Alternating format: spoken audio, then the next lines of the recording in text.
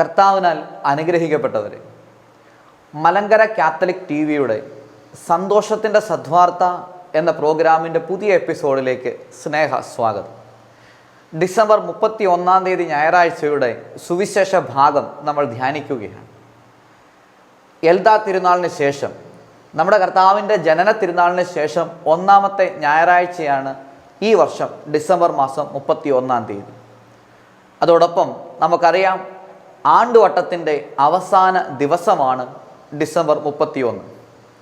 കഴിഞ്ഞ ഒരു വർഷക്കാലം ദൈവം നമുക്ക് തന്ന എല്ലാ അനുഗ്രഹങ്ങൾക്കും ദൈവത്തിന് നന്ദി പറയാനുള്ള, ദൈവത്തിൻ്റെ സന്നിധിയിൽ കഴിഞ്ഞ ഒരു വർഷക്കാലത്തെ നമ്മുടെ ജീവിതത്തെ വിലയിരുത്താനും പുതിയ തീരുമാനങ്ങളെടുത്ത് പുതുവത്സരത്തിലേക്ക് കടക്കാനുമുള്ള ദിവസമാണ് ഡിസംബർ 31.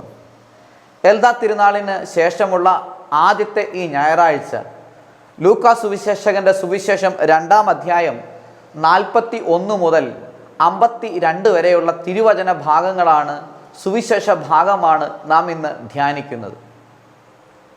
ഈ സുവിശേഷം ഒരുപാട് കാര്യങ്ങൾ നമ്മളെ പഠിപ്പിക്കുന്നുണ്ട്, ധ്യാനിക്കാൻ പ്രേരിപ്പിക്കുന്നുണ്ട്.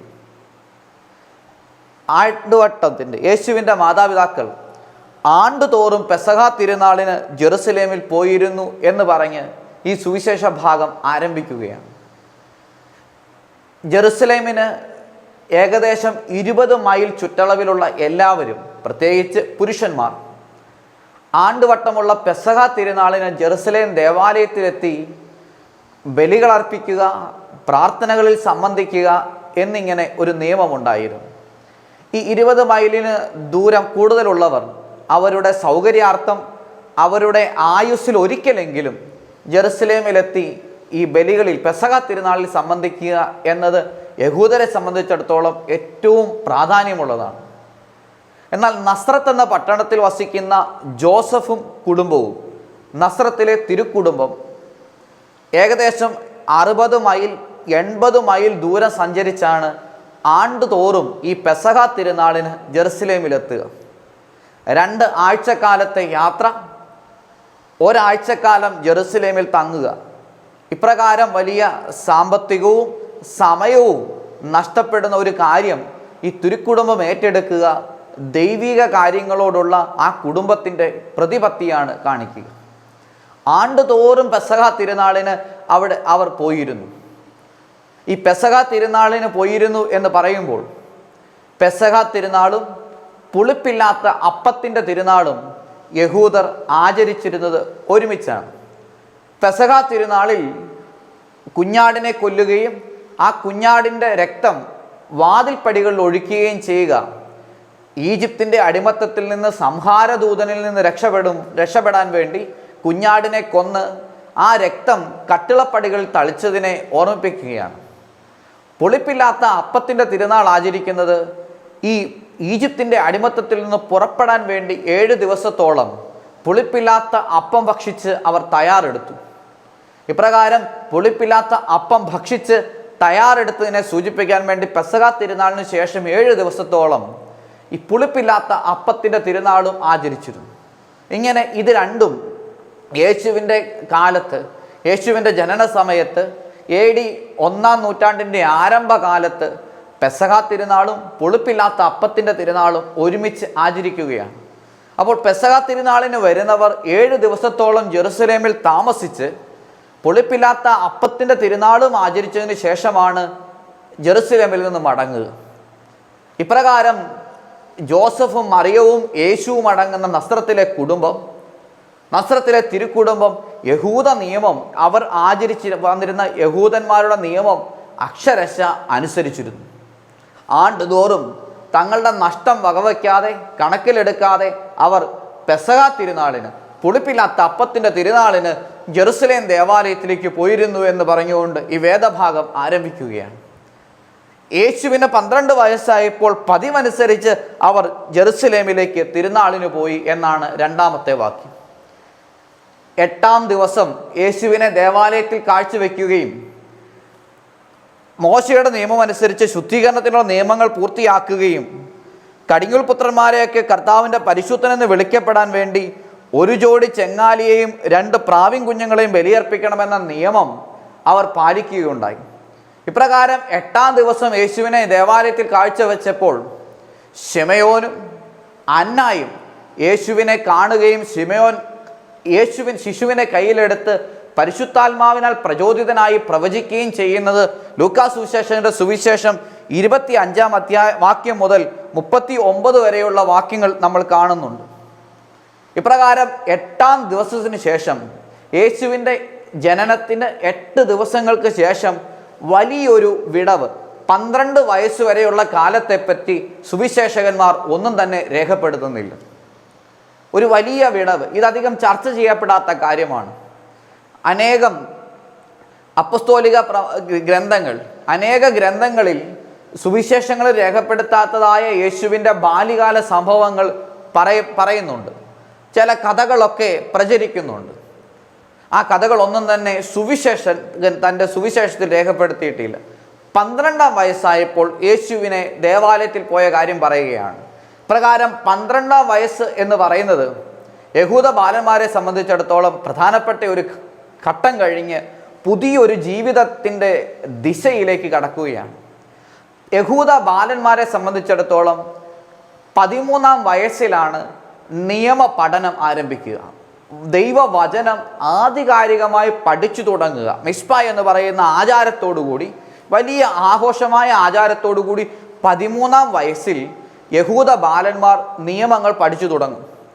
അപ്പോൾ ഈ നിയമങ്ങൾ പഠിച്ചു തുടങ്ങുന്നതിന് തൊട്ട് മുമ്പുള്ള പ്രായത്തിൽ 12-ാം വയസ്സിൽ യേശുവിനെ ജെറുസലേമിൽ കൊണ്ടുപോയി ആചാരവിധികളും ആ കാഴ്ചകർപ്പണ രീതികളും ജെറുസലേം ദേവാലയത്തിൻ്റെ പ്രത്യേകതകളും പെസഹ തിരുനാളിൻ്റെ ആചരണ രീതിയും പൊളിപ്പില്ലാത്ത അപ്പത്തിൻ്റെ തിരുനാൾ ആഘോഷ രീതിയും ഒക്കെ മാതാപിതാക്കന്മാർ കാണിച്ചു കൊടുക്കുകയാണ്. 13-ാം വയസ്സിൽ നിയമപഠനം ആരംഭിക്കുന്നതിന് തൊട്ടു മുമ്പുള്ള പ്രായം. പിന്നീട് യേശുവിൻ്റെ ജീവിതകാലത്തെ പറ്റി പറയുക, ഈ 12-ാം വയസ്സിലെ സംഭവത്തിന് ശേഷം പിന്നീട് സുവിശേഷകന്മാർ യേശുവിൻ്റെ മാമോദീസ 30-ാമത്തെ വയസ്സിൽ നടക്കുന്ന മാമോദീസായോടുകൂടിയാണ് ജീവചരിത്രത്തെ പറ്റി പറഞ്ഞു തുടങ്ങുക. ഒരു വലിയ വിടവാണ്. ഈ പ്രകാരം സുവിശേഷത്തിൽ പറയപ്പെടാത്ത കാര്യങ്ങളെക്കുറിച്ച് നമ്മൾ ധ്യാനിക്കേണ്ടതില്ല. ഈ 12-ാം വയസ്സ് വളരെ പ്രധാനപ്പെട്ടതാണ്. കാരണം 13-ാം വയസ്സിൽ യഹൂദ ബാലന്മാർ നിയമപഠനം ആധികാരികമായി ആരംഭിക്കുകയാണ്. ദൈവവചനം, തോറ, നിയമം കാര്യങ്ങൾ പഠിക്കുകയാണ്. ഇപ്രകാരം 12-ാം വയസ്സിൽ യേശുവിനെ അവൻ്റെ മാതാപിതാക്കന്മാർ ജെറുസലേമിൽ ആചാരത്തിനായിട്ട്, പെസഹ തിരുനാൾ ആചരണത്തിനായിട്ട് കൊണ്ടുപോകും. ഇക്കാര്യം വളരെ പ്രധാനപ്പെട്ടതാണ്. യേശുവിൻ്റെ മാതാപിതാക്കന്മാർ തിരുനാളിന് ശേഷം, ഈ പെസഹ ആചരണത്തിന് ശേഷം, പുളിപ്പില്ലാത്ത അപ്പത്തിൻ്റെ തിരുനാളിന് ശേഷം വീട്ടിലേക്ക് മടങ്ങുമ്പോൾ ബാലനായ യേശു ദേവാലയത്തിൽ തങ്ങുകയാണ്. ഇനി ഇവർ വരുന്ന രീതി പ്രത്യേകതയുണ്ട്. ഇവർ വലിയ സമൂഹമായിട്ടാണ് വരിക.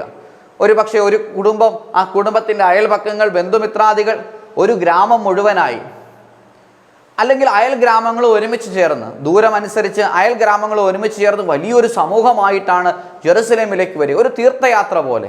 ഈ തീർത്ഥയാത്രയിൽ അതിൻ്റെ യാത്രാ സംഘത്തിൻ്റെ മുൻഭാഗത്ത് സ്ത്രീകളും യാത്രാ സംഘത്തിൻ്റെ പിൻപിലായി പുരുഷന്മാരും വരികയാണ് പതിവ്.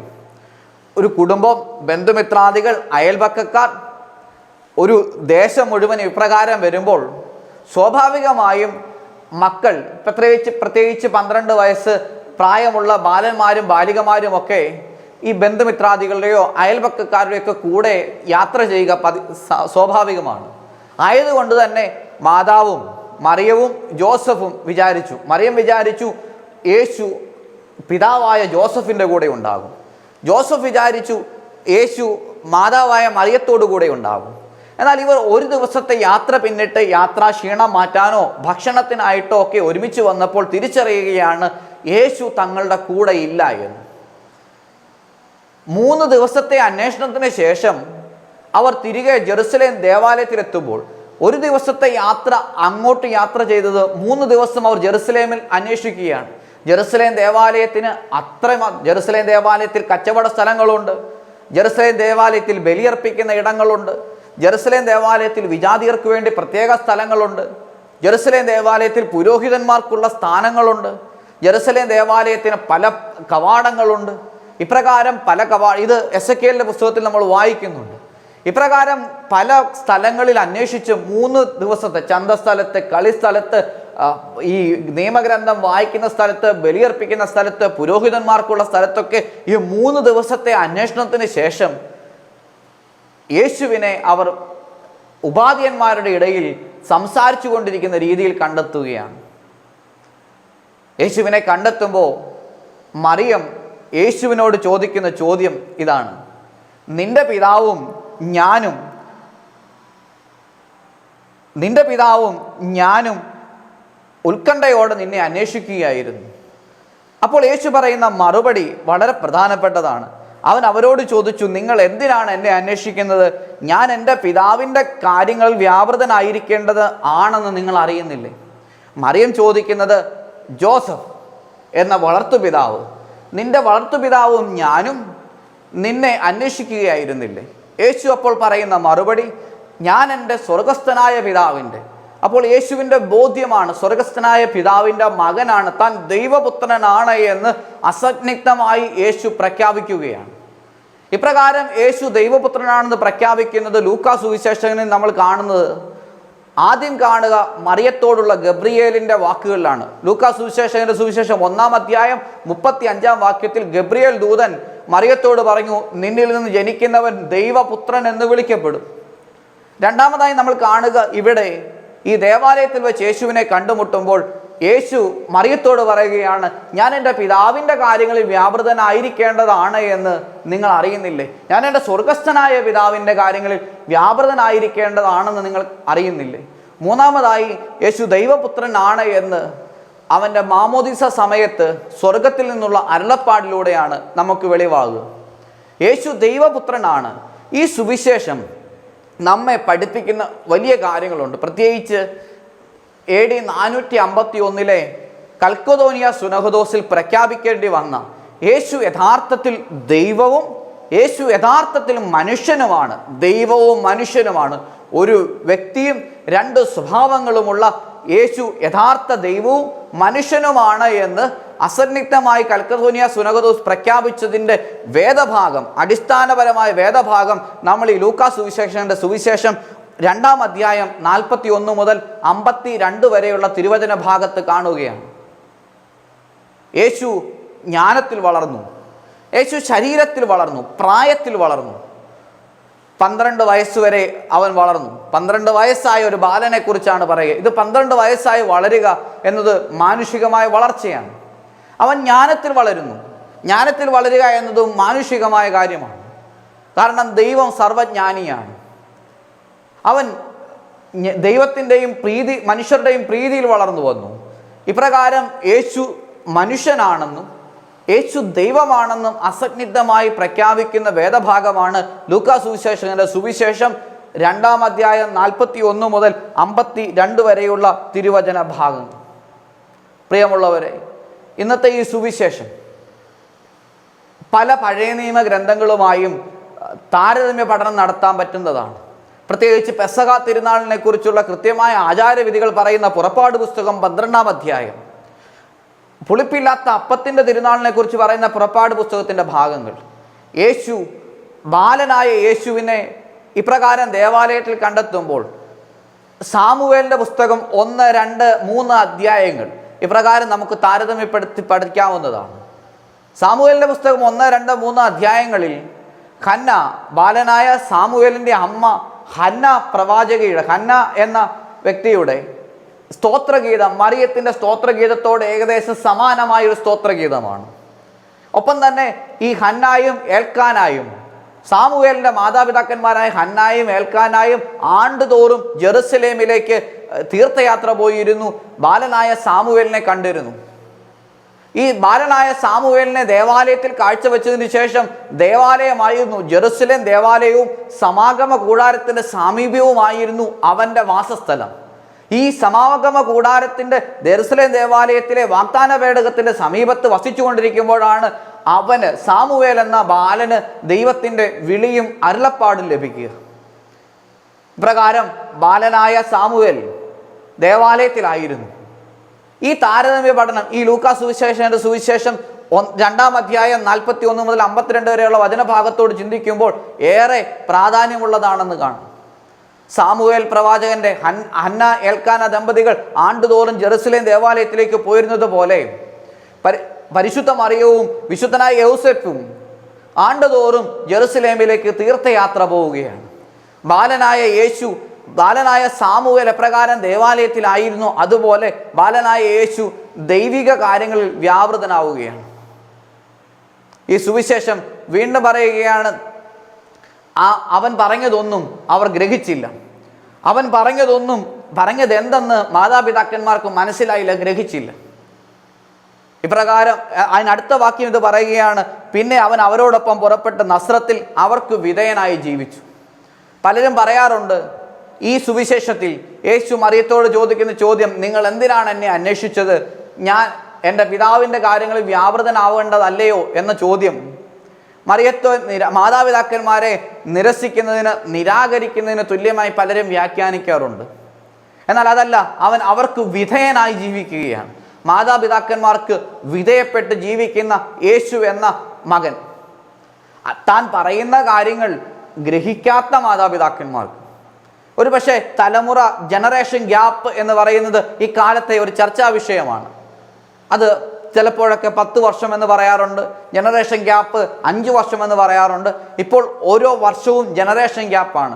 ഒരു തലമുറ, ഒരു വർഷത്തിൽ ജനിക്കുന്നതോ വളരുന്നതോ ആയ കുട്ടികൾ അടുത്ത വർഷം വളരുന്നതും ആയ കുട്ടികളുമായിട്ട് വലിയ വ്യത്യാസത്തിലാണ്. ജനറേഷൻ ഗ്യാപ്പ് ഒരു വർഷമായിട്ടൊക്കെ പരിണമിച്ചിരിക്കുന്നു.